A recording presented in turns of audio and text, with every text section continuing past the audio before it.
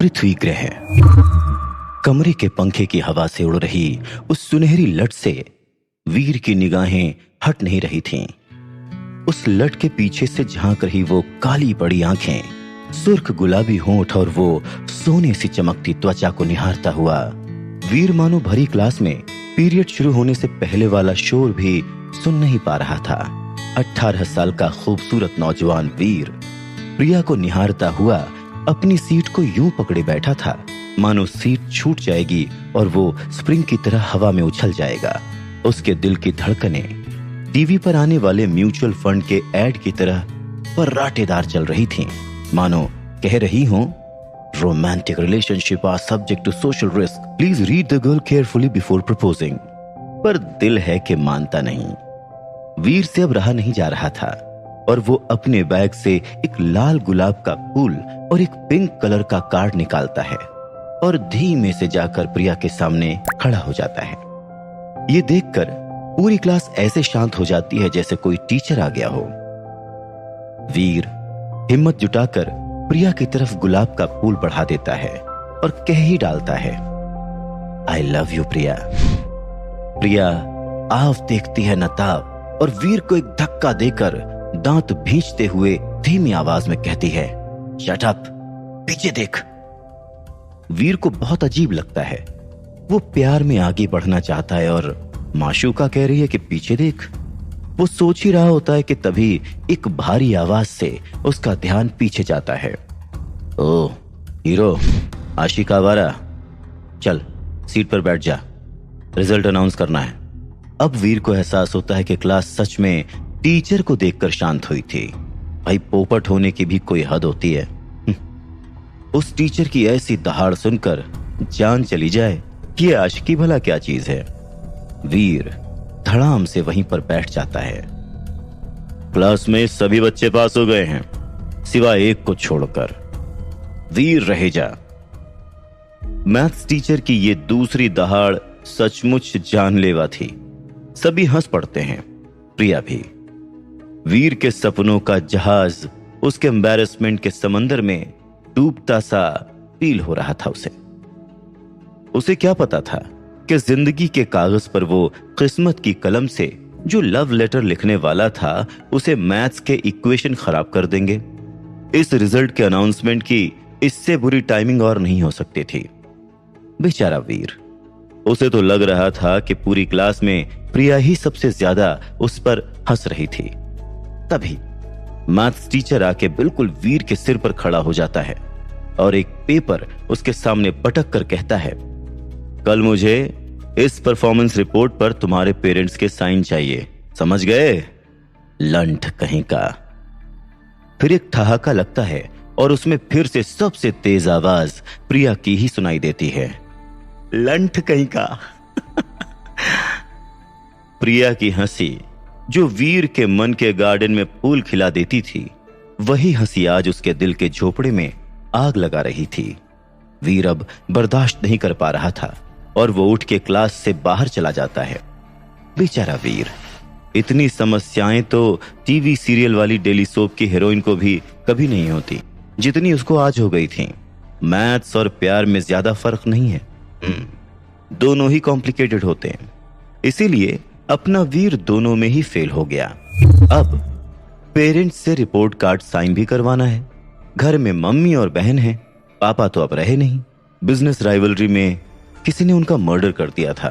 तब से ही शायद वीर का पढ़ाई में मन लगना बंद हो गया था।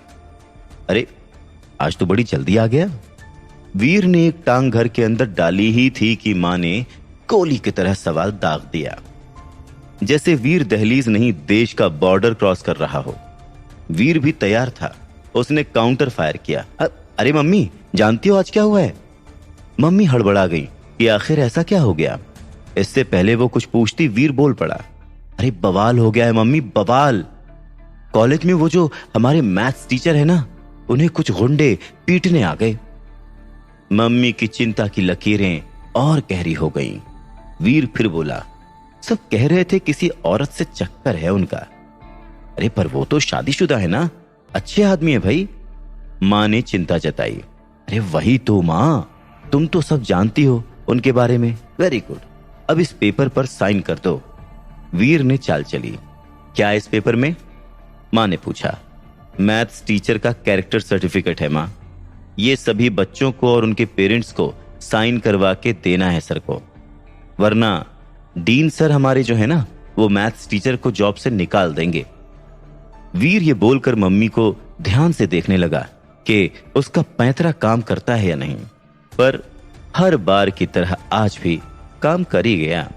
मम्मी ने झट से पेपर पर साइन कर दिया। पेपर पर साइन मिलते ही वीर ऐसे गायब हुआ जैसे माइथो सीरीज में काम होने के बाद नारद मुनि गायब होते हैं। चलो, एक प्रॉब्लम तो निपटी। वीर राहत की सांस लेता हुआ अपने कमरे के बिस्तर पर निढाल होकर गिरता है। वीर का कमरा देखकर ऐसा लग रहा था जैसे वर्ल्ड वॉर 2 इसी कमरे में लड़ी गई थी। मम्मी और बहन को इस कमरे में आने की सख्त मनाही थी, इसीलिए कोई कमरा साफ भी नहीं कर पाता था। वीर ने अपने कान में ईयरफोन्स डाले और हेवी इलेक्ट्रॉनिक म्यूजिक लगा लिया। तभी अचानक उसी म्यूजिक के बीच से एक आवाज सुनाई दी। वीर पुत्र। यह आवाज जानी पहचानी थी। वीर दहशत में आ गया, पर इससे पहले वो कुछ कह पाता या कर पाता, उसके मोबाइल की स्क्रीन से डॉक्टर खुराना का हॉलोग्राम पॉपकॉर्न की तरह उछलकर बाहर आता है।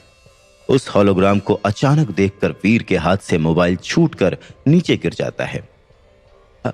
हार्ट अटैक करवाओगे क्या अंकल? वीर झल्लाता है। डॉक्टर खुराना का हॉलोग्राम बढ़कर अब वीर के कद का हो जाता है। वीर फिर झल्लाता है। आप इस तरह मेरी लाइफ में जब चाहे तब नहीं घुस सकते। खुराना उसकी भावनाओं को समझते हुए कंसर्न दिखाते हैं। पुत्र, तेरे पापा मेरे बहुत अच्छे दोस्त थे, उनकी वजह से आज मैं जिंदा हूं, इसीलिए दुख होता है उनके बेटे को मैथ्स में फेल होता देखकर। आपको कैसे पता? वीर हड़बड़ा जाता है। पुत्र, तुझे तो पता है मैं साइंटिस्ट हूं, कोई भी कंप्यूटर सिस्टम मेरी पहुंच से दूर नहीं है।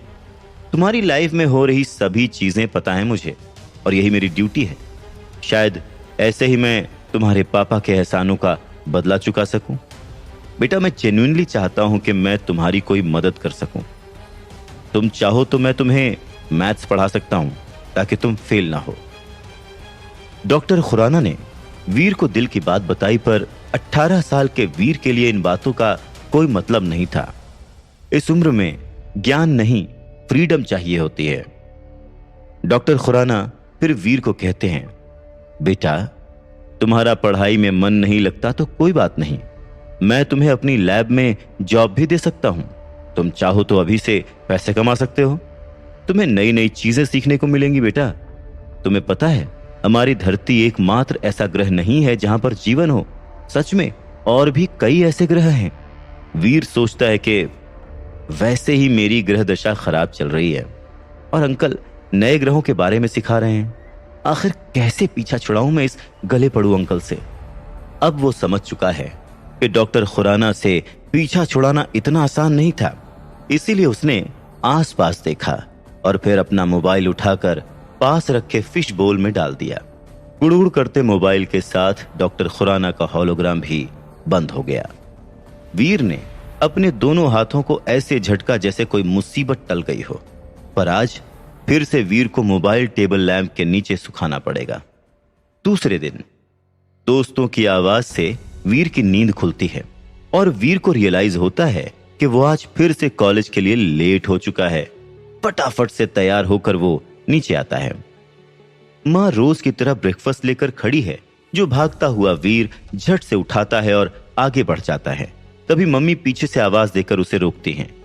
वीर के पास ज्यादा समय नहीं है, पर वो रुकता है। बेटा, तुम्हारे पापा को गए हुए आज पूरा 1 साल हो गया है। मां के मुंह से यह सुनकर वीर थोड़ा गंभीर हो जाता है। मां आगे कहती है, मैं समझती हूं तुम अभी तक इस सदमे से बाहर नहीं निकले हो, पर बेटा पढ़ाई पर ध्यान नहीं दोगे तो तुम्हारी मुसीबतें और बढ़ सकती हैं। आखिर तुम्हें ही इस घर का सहारा बनना है बेटा। यह सब सुनकर वीर बहुत इरिटेट होता है, पर हां में सर हिला देता है। तभी मां अपने हाथ में दबाए 500 के 2 नोट निकालकर वीर के हाथ में रखते हुए ये कहती है कि वो जाके कॉम्प्लीमेंट्री का एग्जाम दे दे, ताकि उसका साल खराब ना हो और वो पीछे पलटकर चली जाती है। ये सुनकर वीर हक्का बक्का रह जाता है। उसे एहसास हो गया था कि मां को उसके फेल होने के बारे में पता चल चुका है। तब भी मम्मी ने इस बारे में कुछ नहीं कहा।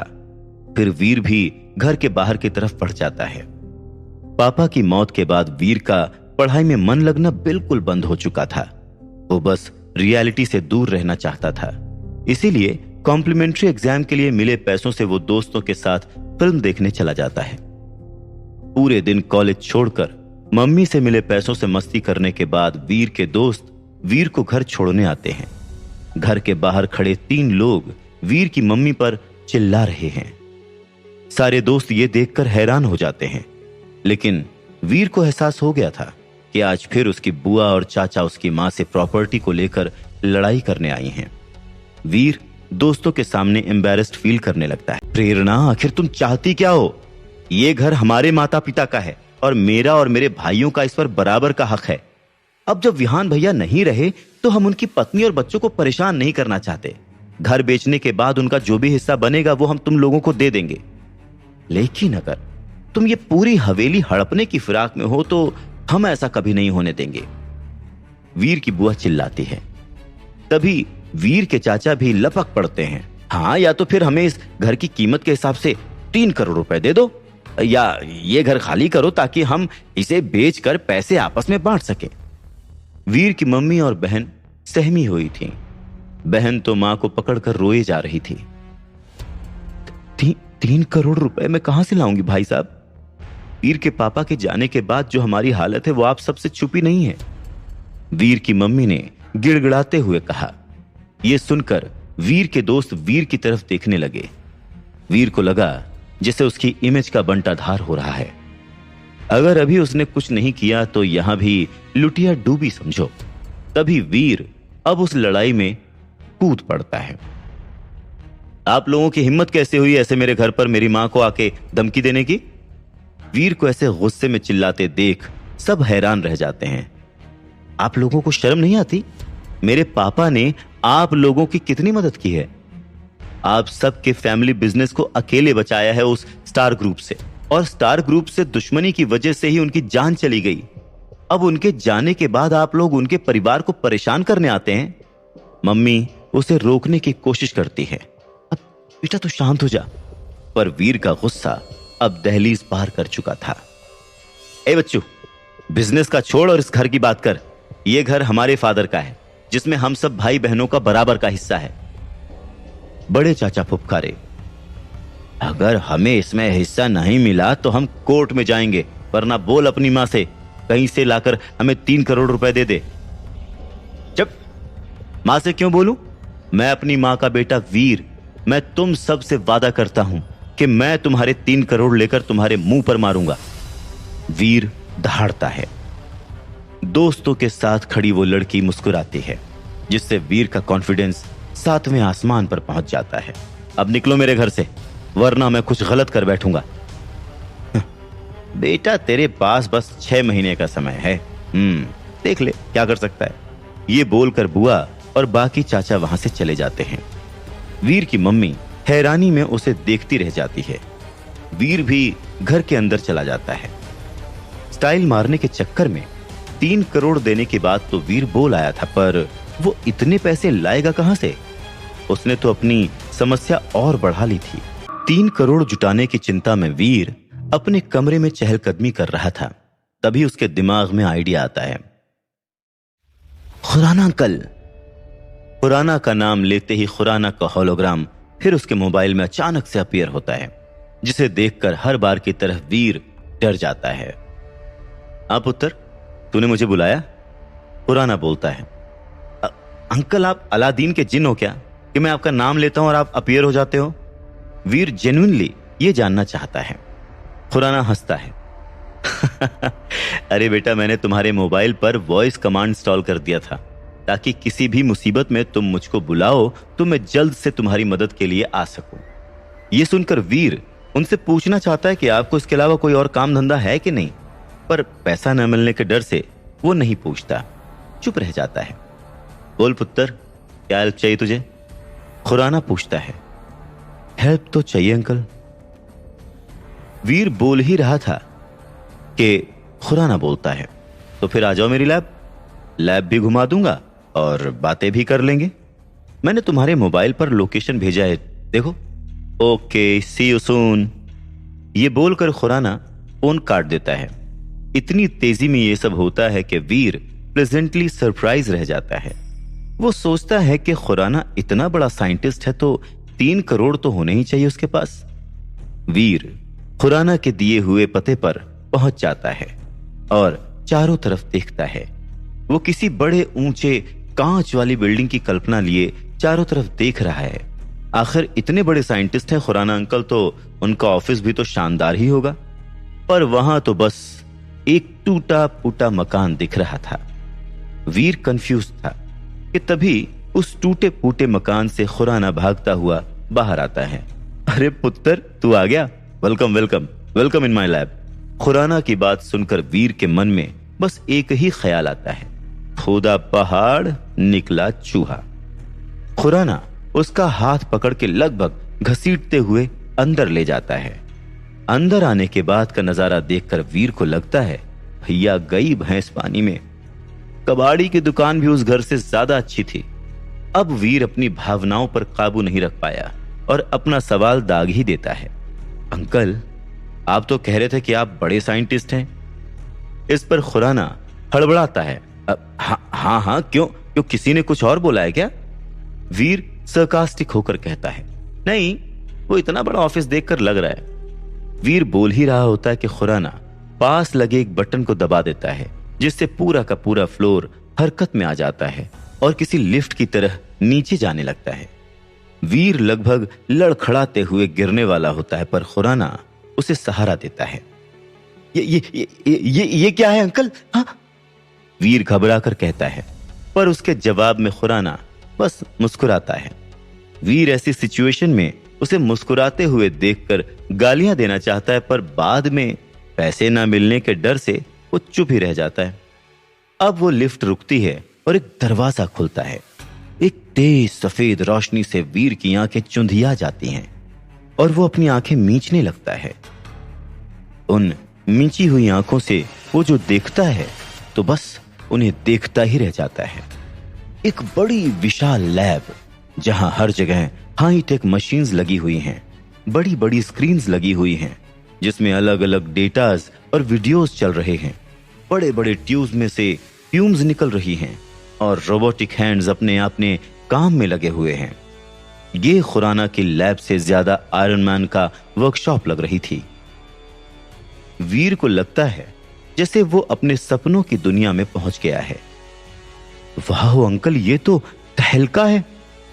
वीर के मुंह से निकले हुए शब्दों को सुनकर खुराना ऐसे खुश होता है जैसे अपनी खूबसूरती की तारीफ सुनकर कोई लड़की खुश होती है। मेरी लैब है, मेरा, खुराना अपनी तारीफ करते हुए कहता है और अपनी मशीन्स को ऐसे देखने लगता है जैसे मशीन्स ना होकर उसके पालतू जानवर हों। बोल पुत्र, तुझे क्या हेल्प चाहिए? तू जो बोलेगा मैं दूंगा, आखिर तू मेरा यार का पुत्र है। खुराना बड़े प्यार से वीर को पूछता है। वीर भी इतनी फ्रीडम पाके धड़ल्ले से बोल देता है, अंकल 3 करोड़ रुपए चाहिए।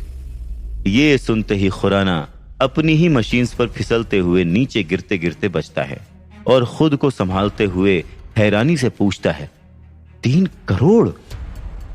हाँ अंकल, आप तो दे ही सकते हो। वीर पूछता है। खुराना अब खुद को स्ट्रेट करते हुए सीरियस होकर वीर को समझाता है, देख पुत्र, ये सब जो तू देख रहा है ना, ये मेरा पर्सनल नहीं है, ये सब सरकार ने दिया है। उसके बाद वो रुआंसा होकर कहता है, 3 करोड़ तो मैंने अपनी पूरी लाइफ में नहीं देखे हैं, तो तुझे कैसे दे दूं? खुराना की ऐसी दयनीय हालत देखकर वीर को और गुस्सा आ रहा होता है। मतलब आप मेरी मदद नहीं कर सकते? कर सकता हूं और करूंगा पुत्र, करूंगा ना। तू चाहे तो मैं इस लैब में तुझे जॉब दे दूंगा, 20,000 सैलरी भी दिलवा दूंगा। सच्ची 20,000 सैलरी। मैथ्स में वीर ज्यादा अच्छा नहीं था, पर वो अपने मोबाइल को निकालकर कैलकुलेट करता है और पता है कि 20,000 मंथली सैलरी में तो उसे 3 करोड़ जुटाने में 125 साल लग जाएंगे। अरे अंकल, इतने दिनों में तो मेरे पोते भी बूढ़े हो जाएंगे, फिर पैसों का क्या करूंगा? खुराना मजबूर है और वीर गुस्सा। वीर वहां से जाने ही वाला होता है कि उसकी नजर एक लाल रंग के टेलीफोन बूथ पर पड़ती है जो लकड़ी का लग रहा था। वीर हैरान होता है कि इतने हाईटेक लैब में ये पुराने जमाने का टेलीफोन बूथ क्या कर रहा है।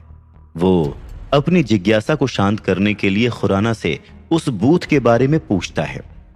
सवाल सुनकर खुराना की मानो आंखें चमक जाती हैं और जैसे 5th क्लास का बच्चा पोम सुनाता है, वैसे ही खुराना उस बूथ के बारे में वीर को बताने लग जाता है। वीर, ये तो सभी जानते हैं कि पूरे यूनिवर्स में पृथ्वी ऐसा प्लेनेट है जहां पर जीवन पाया जाता है। हालांकि पिछले कुछ सालों में साइंटिस्ट को पृथ्वी जैसे ही कुछ ऐसे प्लैनेट्स का पता चला है जहां पर साइंस ऑफ लाइफ पाए गए हैं। हमारे जैसे ही लोग, हमारे जैसे ही जानवर और हमारे जैसे ही पेड़ पौधे, लेकिन देखने में हमसे काफी अलग। आम भाषा में ऐसे लोगों को हम एलियंस यानी कि दूसरी दुनिया के लोग कहते हैं। डॉक्टर खुराना वीर को समझाते हुए कहते हैं और वीर उनकी बात को समझने की कोशिश करता है। एलियंस? जैसे पीके मूवी में आमिर खान था? पर अंकल, ऐसे लोग तो बस फिल्मों और किस्से कहानियों में ही होते हैं ना। मेरा मतलब है कि असल जिंदगी में मैंने तो आज तक कोई भी एलियन नहीं देखा। हाँ, बचपन में मेरा सपना था कि मेन इन ब्लैक मूवी की तरह मेरा भी किसी एलियन से आमना सामना हो जाए, पर फिर मैं बड़ा हो गया और इस सपने को मजाक में लेने लग गया, क्योंकि मैं समझ गया था कि यह सब सिर्फ किस्से कहानियों में होता है। डॉक्टर खुराना की बात सुनकर वीर काफी कंफ्यूज था। डॉक्टर खुराना ने मुस्कुराते हुए वीर से कहा, हमारी फिल्में और कहानियां कहीं ना कहीं हमारी असल जिंदगी से ही तो जुड़ी होती हैं वीर, और अब तो साइंस ने भी इस बात को मान लिया है कि एलियंस होते हैं।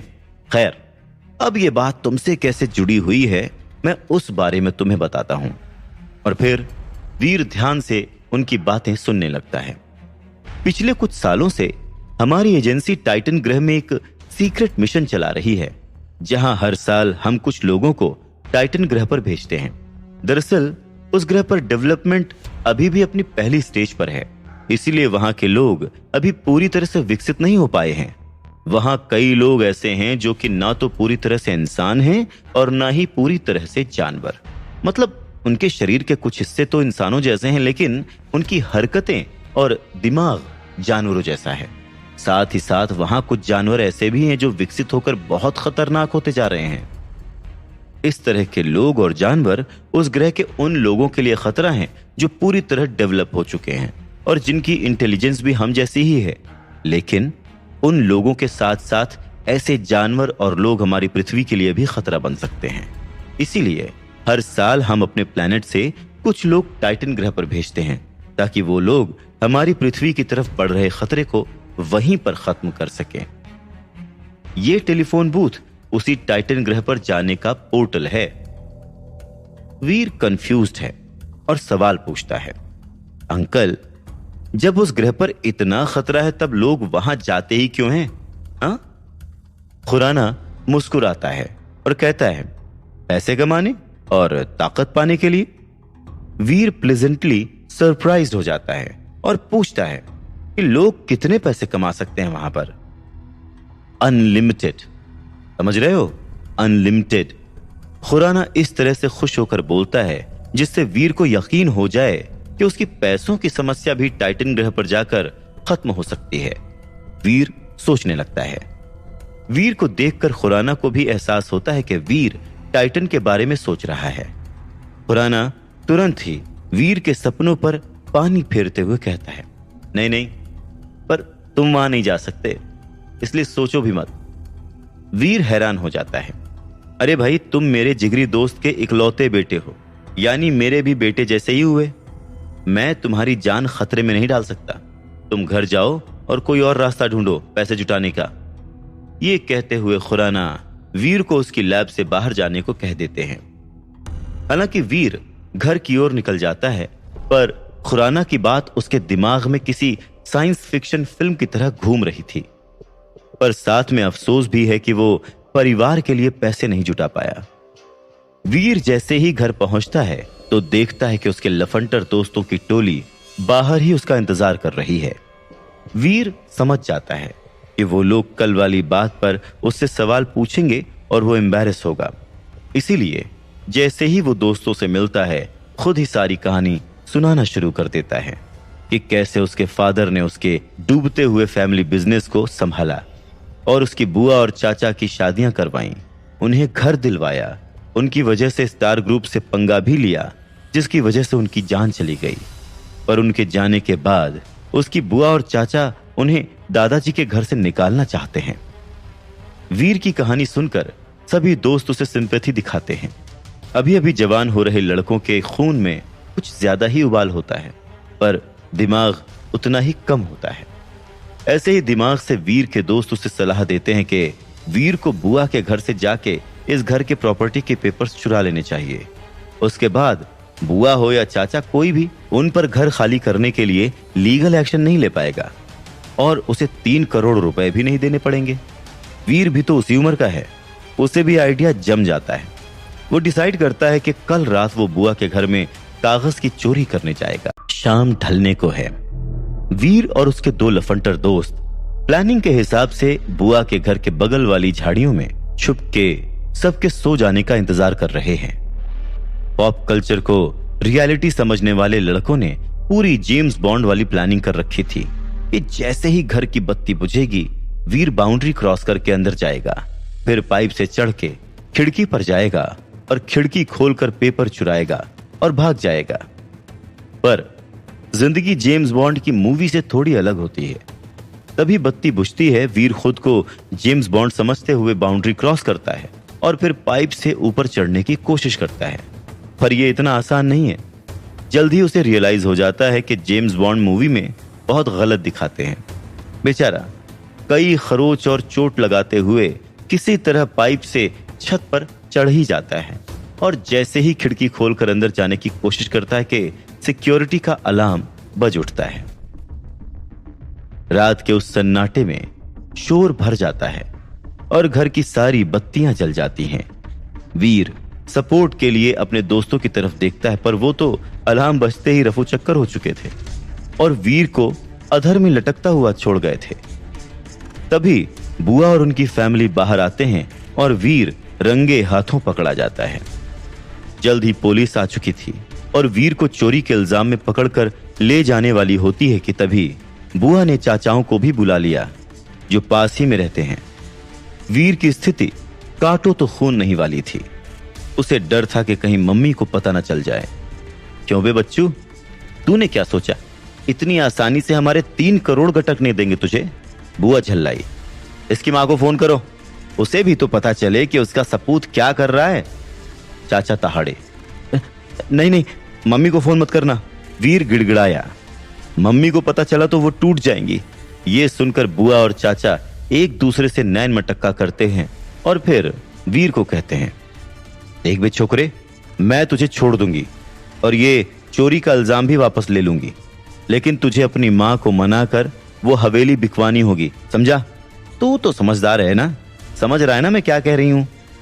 बुआ प्यार से धमकाते हुए बोलती है, और अगर वो हवेली अगले महीने तक खाली नहीं हुई तो याद रख, पुराने मकानों में आग बड़ी आसानी से लग जाती है। चाचा ने धमकी देते हुए इतनी बड़ी बात बोल दी जिससे वीर का अस्तित्व ही हिल गया।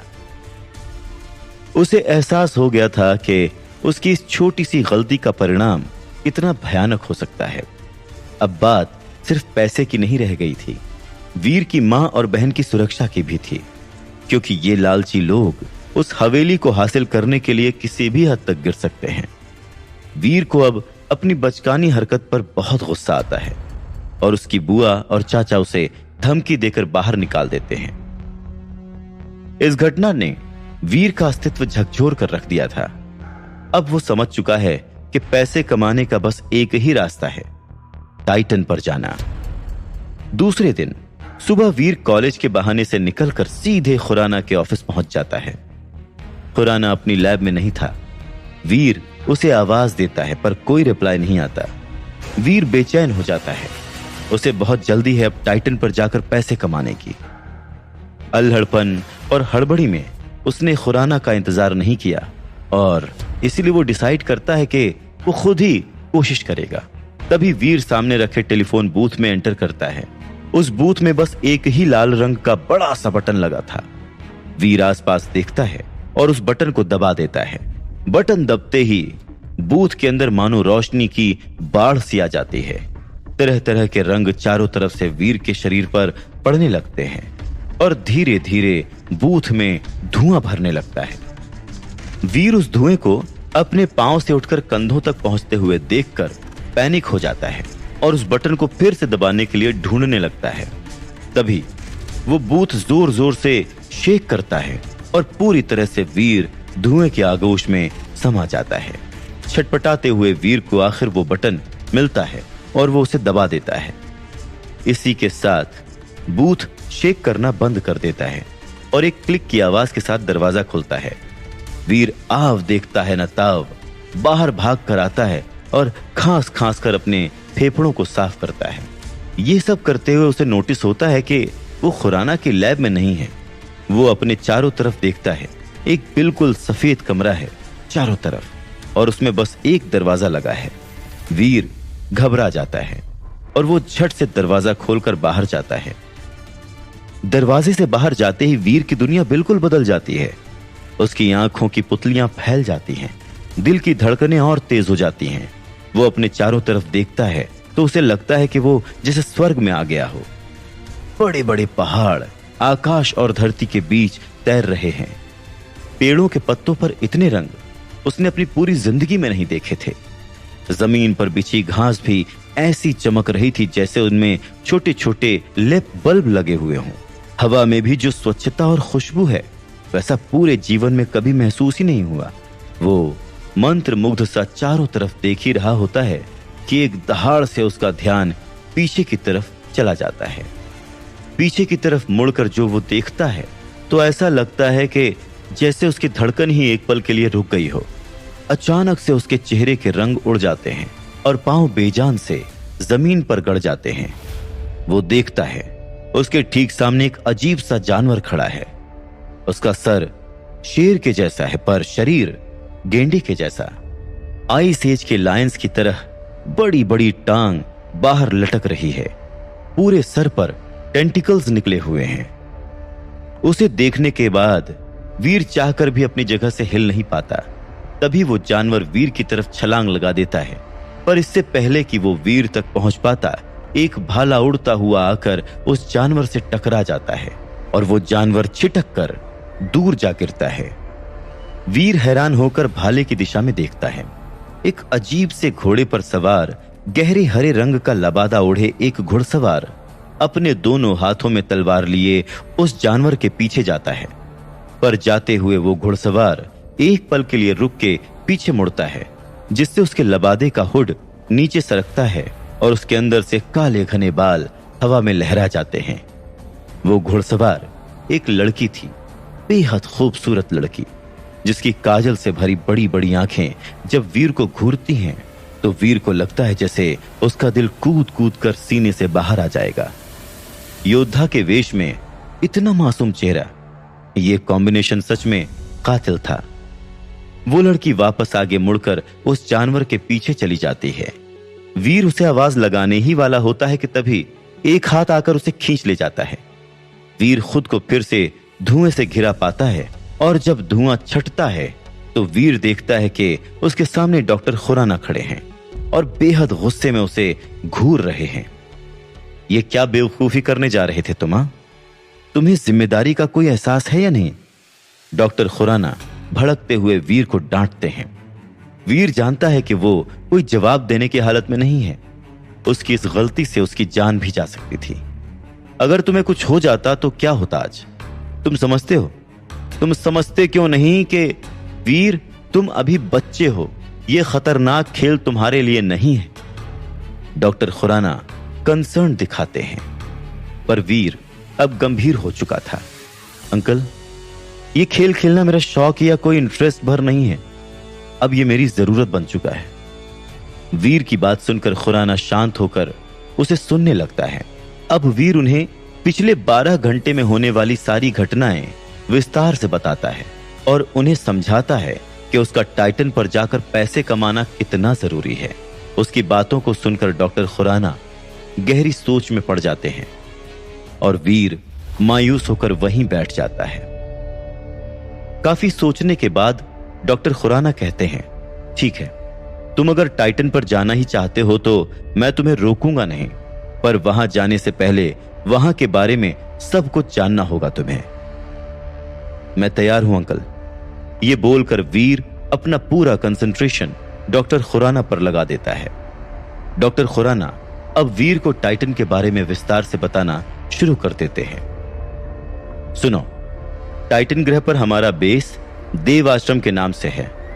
तुम टेलीपोर्ट होकर वहीं पर बने अपने कमरे में जाओगे, लेकिन वीर, वहां गुजारा करना इतना आसान नहीं होगा। समय समय पर अपनी ताकत और काबिलियत बढ़ाने के लिए तुम्हें लेवल्स पार करने होंगे, और वो तब होगा जब तुम्हें जीन पॉइंट्स मिलेंगे, और वो तुम्हें तब मिलेंगे जब तुम वहां एलियंस का शिकार करके उनकी एनर्जी हासिल करोगे। ये काफी कुछ वैसा ही है जैसे तुम्हारी वीडियो गेम्स की दुनिया में होता है, बस फर्क इतना है कि यहां पर खतरा असली है। तुम्हारी एक छोटी सी चूक तुम्हारी जान भी ले सकती है, और वीडियो गेम्स की तरह यहां तुम्हें दूसरा मौका भी नहीं मिलेगा। जितनी आसानी से डॉक्टर खुराना ये सब कह रहे थे, वीर जानता है कि ये उससे कहीं ज्यादा मुश्किल है। टाइटन ग्रह वैसे तो दिखने में हमारी पृथ्वी जैसा ही है, लेकिन फिर भी हमारी पृथ्वी से काफी अलग है, और इसीलिए वहां के नियम भी अलग हैं। इस दुनिया में साइंस और टेक्नोलॉजी दोनों ही बेवजह है, क्योंकि वहां के लोग अभी भी डेवलप हो रहे हैं। इसीलिए वहां कोई भी साइंटिफिक या टेक्निकल इक्विपमेंट काम नहीं करते। दूसरे शब्दों में कहूं तो वहां मशीन गन से ज्यादा एक स्टील का खंजर तुम्हारे लिए फायदेमंद रहेगा। मिसाइल्स और न्यूक्लियर हथियार भी वहां किसी काम के नहीं होंगे। यहां तक कि वहां पर मोबाइल फोन या ऐसे कोई भी इलेक्ट्रॉनिक इंस्ट्रूमेंट्स भी नहीं चलेंगे। सब कुछ ठीक वैसे ही होगा जैसे कि पृथ्वी के डेवलपमेंट के पहले चरण के समय था। वीर बहुत ही ध्यान से डॉक्टर खुराना की बात सुन रहा था। यह सुनने में भले ही किसी फिल्म के सीन जैसा लग रहा हो, पर असल में काफी दिलचस्प था। और हैरानी की बात तो यह थी कि वीर को इसमें और ज्यादा रुचि आ रही थी, और वो आगे सुनने के लिए उत्सुक था। अब तुम पूछोगे कि जब टाइटन ग्रह पर कोई भी मॉडर्न तकनीक काम नहीं करेगी तो तुम वहां पर गुजारा कैसे करोगे? तो वीर, टाइटन ग्रह पर सब कुछ प्राचीन दौर की पृथ्वी जैसा ही है, इसीलिए वहां गुजारा करने के लिए तुम्हें भी प्राचीन दौर के तौर तरीकों को अपनाना होगा। जैसे कि गैस की जगह तुम्हें लकड़ी के चूल्हे पर खाना बनाना होगा, अर्ली मैन की तरह फल और सब्जियों से अपना पेट भरना होगा।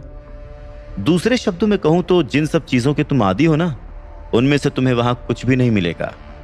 लड़ाई के लिए भी तुम्हें हथियारों की जगह प्राचीन समय की मार्शल आर्ट्स का इस्तेमाल करना होगा, जिसकी समझ तुम्हें बहुत अच्छे से है। और इसीलिए इस मिशन के लिए मैं तुम्हें टाइटन ग्रह पर भेजने के लिए तैयार हुआ हूं। लेकिन सिर्फ प्राचीन मार्शल आर्ट्स की समझ होना ही काफी नहीं है। टाइटन ग्रह पर उन खतरनाक एलियंस से लड़ने के लिए तुम्हें इसी मार्शल आर्ट्स की बेसिक में कई तरह की अलग अलग तकनीकें जोड़नी होंगी, जिसकी ट्रेनिंग तुम्हें टाइटन ग्रह पर भेजने से 1 महीना पहले यहां पर दी जाएगी।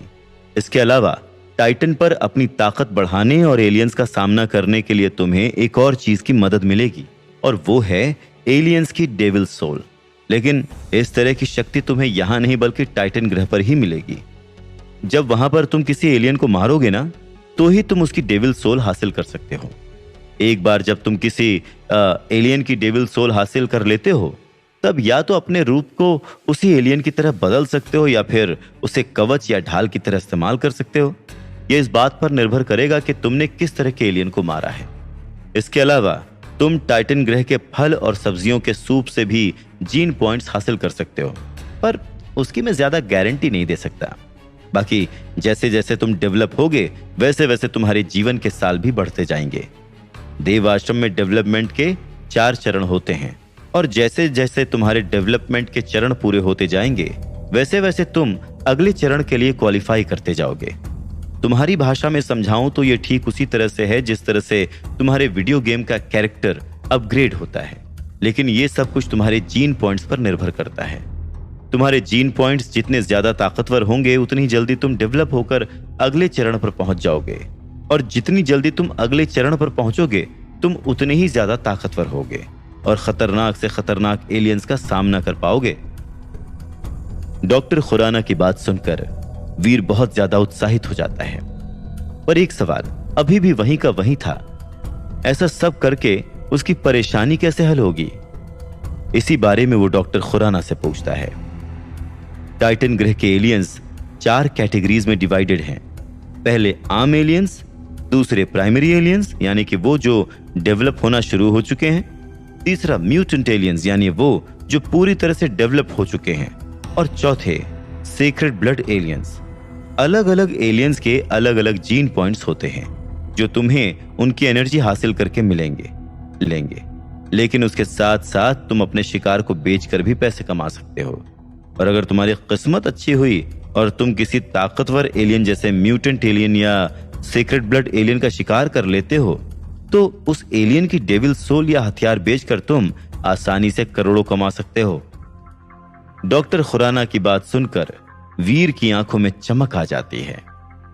लेकिन वीर, ये इतना आसान नहीं होगा। जैसा कि मैंने तुम्हें पहले भी बताया है, टाइटन ग्रह पर खतरा काफी ज्यादा है, और सबसे बड़ी बात, वहां पर तुम अकेले पृथ्वीवासी नहीं होगे। तुम्हारे अलावा और भी कई लोग वहां पर तुमसे पहले से मौजूद और तुमसे ज्यादा ताकतवर भी हैं। इसलिए वहां तुम्हें सिर्फ एलियन से ही नहीं लड़ना है, बल्कि अपने आप को दूसरों के सामने प्रूव भी करना है। तुम्हारा कंपटीशन सिर्फ वहां पहले से मौजूद पृथ्वीवासियों से ही नहीं बल्कि खुद से भी होगा। तुम जितना जल्दी खुद को ताकतवर बनाओगे, उतनी ही जल्दी खतरनाक एलियंस को मारकर पैसे कमा पाओगे। लेकिन एक बात मैं तुम्हें पहले ही बता देना चाहता हूं कि अगर इस सीक्रेट मिशन में तुम्हें कुछ हो जाता है तो हमारी एजेंसी इसकी कोई जिम्मेदारी नहीं लेगी, क्योंकि सरकार को हमारे इस मिशन के बारे में कुछ नहीं पता है। इसीलिए अब मैं फैसला तुम पर छोड़ता हूं। अगर तुम यह खतरा मोल लेने के लिए तैयार हो तो मैं अभी ही तुम्हारे टाइटन ग्रह जाने की सारी तैयारी शुरू कर देता हूं, नहीं तो फिर हम कोई और रास्ता सोचेंगे। फैसला तुम्हारा है, अच्छे से सोच लो पहले। इतना कहकर डॉक्टर खुराना रिलैक्स होकर बैठ जाते हैं और वीर उनकी बातों पर गौर करते हुए सोच में पड़ जाता है। डॉक्टर खुराना की बातों से वीर को एक बात तो साफ हो गई थी कि टाइटन ग्रह में वाकई बहुत खतरा है, लेकिन अगर वो वहां नहीं गया तो 3 करोड़ जैसी बड़ी रकम को इतने कम समय में इकट्ठा करने का शायद कोई दूसरा मौका नहीं मिलेगा। अगर वो इस सीक्रेट मिशन पर जाता है तो उसकी जान को खतरा है, और अगर वो इस सीक्रेट मिशन पर नहीं जाता और यहीं पृथ्वी पर रहता है तो उसका परिवार बेघर हो जाएगा। काफी देर तक सोच विचार करने के बाद वो अंत में एक फैसले पर पहुंच जाता है। अंकल, मैं टाइटन ग्रह के इस सीक्रेट मिशन पर जाऊंगा। वीर का फैसला सुनकर डॉक्टर खुराना को बेहद खुशी होती है। कहीं ना कहीं उन्हें वीर से उम्मीद भी यही थी, और वीर पूरी तरह से उनकी उम्मीदों पर खरा उतरा था। लेकिन फिर भी वो वीर को एक बार फिर से सोचने के लिए कहते हैं। अंकल, मैंने ये फैसला अच्छे से सोच समझ कर लिया है। जब तक जिंदगी में कोई चैलेंज ना हो तब तक जिंदगी जीने में मजा नहीं आता, और ये तो मेरी जिंदगी का सबसे बड़ा चैलेंज है। मेरे लिए इससे ज्यादा रोमांचक बात क्या होगी कि जिन सुपर हीरोज की फिल्में देखकर मैं बड़ा हुआ हूं, मुझे उन्हीं की तरह जिंदगी जीने का मौका मिलेगा।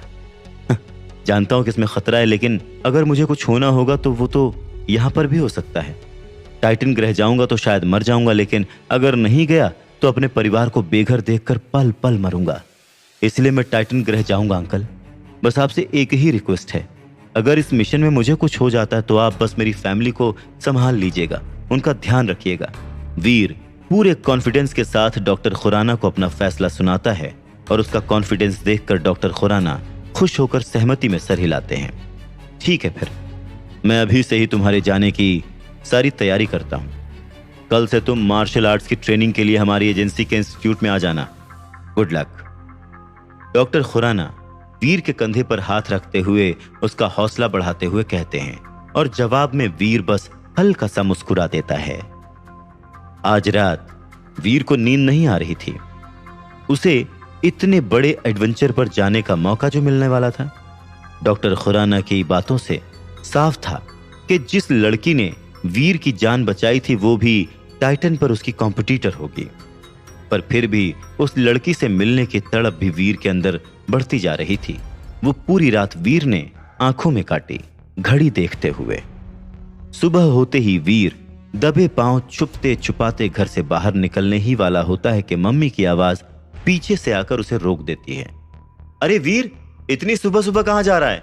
और तू इतनी सुबह कब से उठने लगा? वीर मुस्कुराता है।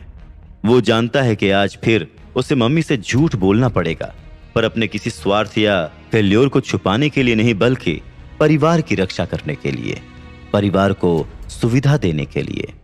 वीर अब अपनी एक्टिंग स्किल्स दिखाते हुए अपनी मुस्कुराहट छुपा करके ड्रामेटिक तरीके से बोलता है, अरे मम्मी, पता है वो हमारे मैथ्स टीचर है ना? मां चिंतित होती है। अब क्या किया उन्होंने? अरे उनकी टांग टूट गई मां। वीर पैंतरा जड़ता है। हे भगवान, मां का ये रिएक्शन तो लाजमी था। इसीलिए मुझे अब हर रोज उनके घर जाकर पढ़ना होगा, क्योंकि वो कॉलेज तो आएंगे नहीं ना। वीर को पूरा यकीन था कि उसके हर पैंतरे की तरह मां पर आज ये पैंतरा भी काम कर ही जाएगा। वीर फिर मुस्कुराते हुए निकल जाता है। इसी तरह डॉक्टर खुराना के नेतृत्व में वीर की 15 दिन की प्राइमरी ट्रेनिंग पूरी हो चुकी थी। अब वीर टाइटन पर जाने के लिए तैयार था, पर डॉक्टर खुराना जानते हैं कि प्राइमरी ट्रेनिंग के बाद भी टाइटन जैसे खतरनाक जगह पर सरवाइव करना बहुत मुश्किल है। पर वो वीर को रोक भी नहीं सकते थे, क्योंकि टाइटन को वीर की नहीं, बल्कि वीर को टाइटन की जरूरत है। वीर के पिता डॉक्टर खुराना के बहुत अच्छे दोस्त थे और प्रशंसक थे। डॉक्टर खुराना उस दिन वीर के पिता के साथ ही थे जिस दिन उनका मर्डर हुआ था। उस दिन कुछ ऐसा हुआ था जिसका राज डॉक्टर खुराना ने आज तक अपने दिल में छुपा रखा था।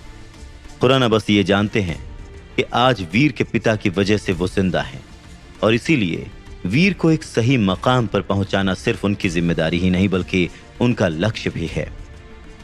टाइटन पर जाने से पहले डॉक्टर खुराना वीर से कुछ दिल की बातें कहते हैं। देख पुत्र, ट्रेनिंग से स्किल डेवलप होती है, पर उन स्किल्स पर विश्वास एक्सपीरियंस से आता है। इसीलिए टाइटन पर छोटे छोटे कदम बढ़ाकर पहले अनुभव हासिल करना, छोटे छोटे एलियंस का शिकार करके अपने आप पर विश्वास हासिल करना, और जब एक बार विश्वास आ जाए तो चाहे जो भी हो जाए उसे कभी मत छोड़ना। याद रख पुत्र, बड़े से बड़ा योद्धा भी शहीद हो सकता है। हम मेहनत के आगे किस्मत को नकार नहीं सकते। तेरे पिता आज होते तो तुझे ये कभी नहीं करने देते, पर मैं मजबूर हूं। पर चिंता मुझे भी तेरे पिता जितनी ही है। ये बोलते बोलते खुराना की आंखों से एक आंसू की बूंद टपक जाती है। वीर उन्हें जोर से गले से लगा लेता है। अंकल, आप चिंता मत कीजिए, मैं पूरी सावधानी से रहूंगा और आपकी दी हुई हर सीख को मानूंगा। वीर उन्हें सांत्वना देता है। डॉक्टर खुराना भी उसे अपने दोनों हाथों से पकड़कर आशीर्वाद देते हैं और टाइटन के लिए विदा करते हैं।